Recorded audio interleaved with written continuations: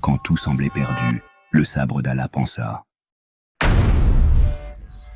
La nuit tombe sur la plaine de Mouta, devant Khalid, un océan de feu, 100 000 Byzantins. Derrière lui, 3 000 hommes, épuisés, terrifiés. Les commandants musulmans sont tombés, Zaïd, Jafar, Ibn Rawaha, et maintenant, tous le regardent. Lui, Khalid ibn al-Walid, son cœur bat vite. Il se dit, si je meurs, il ne restera personne.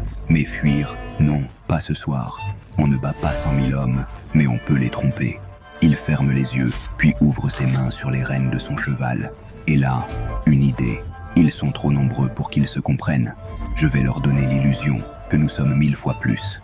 Il monte sur son cheval, tourne vers les siens et dit « Regardez-moi, faites comme moi, bruit, feu, vitesse, jusqu'à ce qu'ils croient que nous sommes des légions. » Alors il divise son armée en petites unités.